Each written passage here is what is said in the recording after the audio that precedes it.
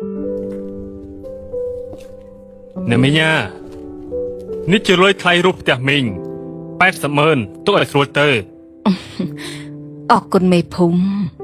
មីងលីមានលុយច្រើនយ៉ាងនេះគិតយកទៅធ្វើអីខ្លះមេភូមិខ្ញុំមានកូនប្រុសបង្កើត2នាក់និងកូនស្រីចិញ្ចឹមម្នាក់កូនស្រីចិញ្ចឹមរៀបការហើយលុយនេះខ្ញុំអត់ចែកឲ្យនាងទេ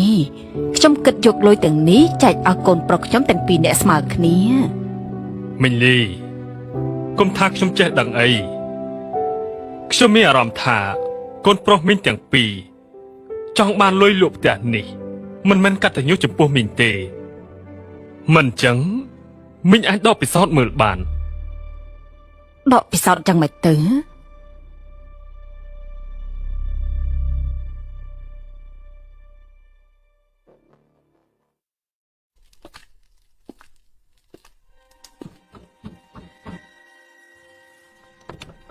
កូនប្រុសកូនប្រសាហើយយ៉ាម៉ាមិនក៏មកទីនេះម៉ាម៉ាពេចក៏មកមកឲ្យវ៉ាន់ខ្ញុំមកត្រឹងអង្គុយសិនទៅអង្គុយទៅម៉ាក់ម៉ាក់មករកពួកខ្ញុំមានការអីដែរទៅកូនប្រុស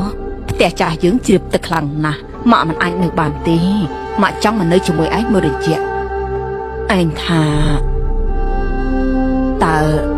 បានដែរទេចង់នៅផ្ទះខ្ញុំមែននេះក្លិនស្អីគេស្អុយណាស់ម៉ាក់មើលចុះខ្ញុំនឹងប្រពន្ធរបស់ខ្ញុំត្រូវតែធ្វើការរាល់ថ្ងៃគ្មានពេលមើលថែម៉ាក់ទេមិនអីទេម៉ាក់អាចមើលថែខ្លួនឯងបានណែម៉ាក់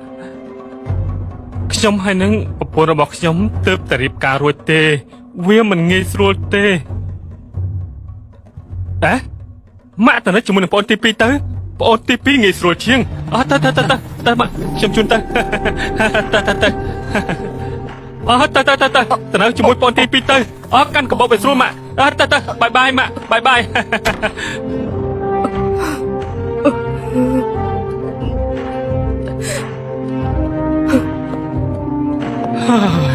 នេះក្នុងផ្ទះនេះអ្នកណាអ្នកសម្រេចបងគ្មានដឹងស្អីទៅតែសោះ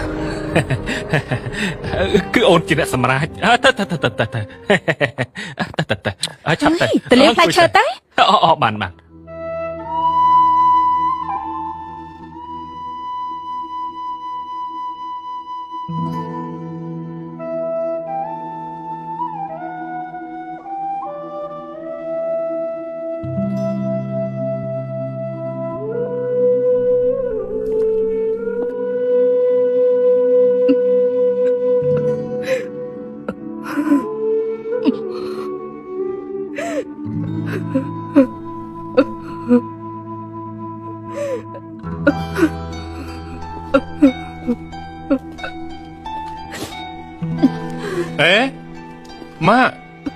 មិនក៏មកទីនេះ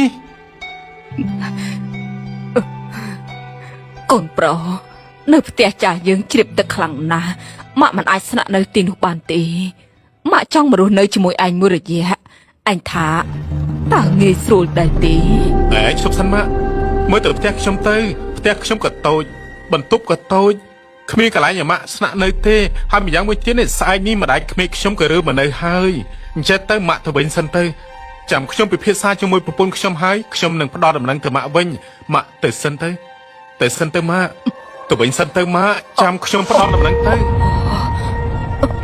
ម៉ាក់យករបស់ទាំងអស់នេះទៅវិញសិនទៅណាទៅឆាប់ទៅ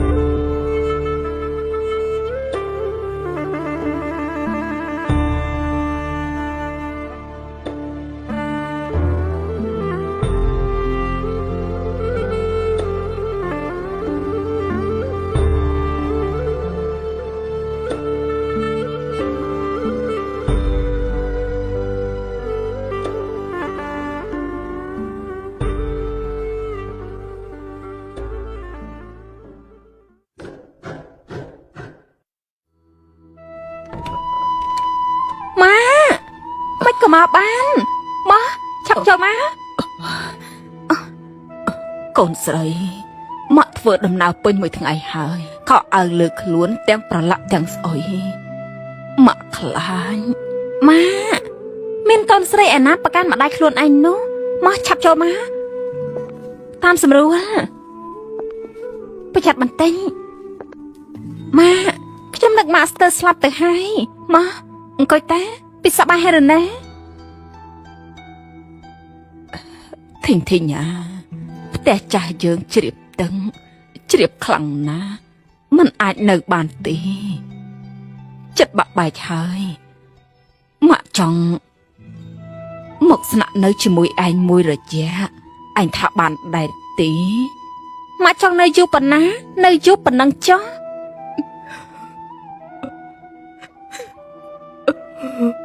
ធីងអើយម៉ាក់និយាយបែបណាផ្ទះបងប្រុសឯងទាំងពីរម៉ាក់ទៅរួចហើយតែពួកគេមិនទទួលម៉ាក់ទេតាមទាំងបណ្ដេញម៉ាក់ចេញទៀតសំណាងដែលនៅមានឯងម៉ាក់ពិតជាមិនបានចិញ្ចឹមឯងចោលទេម៉ាក់និយាយអីហ្នឹងបើបងប្រុសទាំងពីរមិនចិញ្ចឹមម៉ាក់ថ្ងៃក្រោយឲ្យខ្ញុំចិញ្ចឹមម៉ាក់ចុះផ្ទះនេះពេលខ្ញុំទៅទិញដំបងសំបីបន្ទុំក៏ខ្ញុំត្រៀមទុកឲ្យម៉ាក់មួយដែរកាលនោះម៉ាក់បានរើខ្ញុំពីក្នុងព្រិលមកចិញ្ចឹមឲ្យខ្ញុំបានកក់ក្ដៅម៉ាក់បញ្ចុកបាយទឹកខ្ញុំម៉ាក់ចិញ្ចឹមពួកខ្ញុំទាំង3នាក់រហូតដល់ធំមិនមែនជារឿងងាយទេម៉ាក់បើគ្មានម៉ាក់ក៏គ្មានខ្ញុំនៅទីនេះដែរធីងអញពិតជាកូនល្អរបស់ម៉ាក់មែនម៉ាក់ចិញ្ចឹមអញមិនខុសទេណែអញបើកកាបូបនេះទៅកាបូបនេះម៉ាក់បានលុយមកពីណាច្រើនម្លេះផ្ទះចាស់យើងម៉ាក់លក់បាន80ម៉ាក់ចាំម៉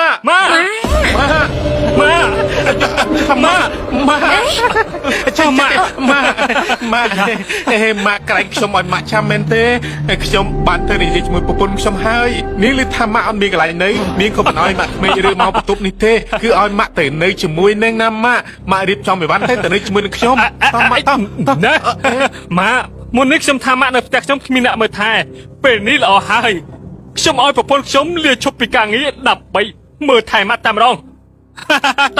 ហើយម៉ាក់ខ្ញុំម៉ាក់តម៉ាក់តណែឈប់សិនបងប្រុសកុំចង់ប្រើល្បិចចេះសោះណាកុំស្មានថាខ្ញុំមិនដឹងថាបងកំពុងតែគិតអីឯងកុំមិនចង់ដណ្ដើមម៉ាក់ជាមួយនឹងយើងឲ្យសោះពួកយើងគិតអីគ្រប់គ្នាដឹងច្បាស់ហើយថ្ងៃនេះយើងត្រូវតែនាំម៉ាក់ទៅលេងម៉ាក់ត្រូវតែនៅជាមួយខ្ញុំម៉ាក់ទៅជាមួយខ្ញុំម៉ាក់ទៅជាមួយខ្ញុំទៅជាមួយខ្ញុំម៉ាក់ទៅជាមួយខ្ញុំម៉ាក់ទៅជាមួយខ្ញុំម៉ាក់ទៅជាមួយខ្ញុំម៉ាក់ទៅជាមួយខ្ញុំម៉ាក់ត្រូវតែទៅជាមួយខ្ញុំម៉ាក់ទៅជាមួយខ្ញុំតាអាចាអូយម៉ាក់នេះតើអ្នកទាំងពីរចង់ឲ្យម៉ាក់ខាងស្លាប់មែនទេម៉ាក់ខំលំបាកចិញ្ចឹមអ្នកទាំងពីរដល់ធំឲ្យអ្នកទាំងពីររៀនសូនដណ្ដឹងប្រពន្ធឲ្យអ្នកទាំងពីរពេលចាស់ទៅសុបិកន្លែងស្នាក់នៅក៏គ្មានពេលទៅរកកូនទាំងពីរអ្នកទាំងពីរក៏ដេញគាត់ចេញមកកូនរមឹកគុណចិញ្ចឹមបងបាយសុបិស័តក៏ចេះកាត់ទញ្ញូនឹងម៉ែឲ្យវាដែរអ្នកទាំងពីរធ្វើបែបនេះសមជាមនុស្សទេខ្ញុំប្រាប់អ្នកទាំងពីរចាប់ពីថ្ងៃនេះតទៅខ្ញុំគ្មានសាច់ញាតិដូចជាអ្នកទាំងពីរទេឯងក៏គ្មានបងប្រុសដូចអ្នកទាំងពីរដែរម៉ាក់ក៏គ្មានកូនប្រុសដូចអ្នកទាំងពីរដែរពីពេលនេះទៅ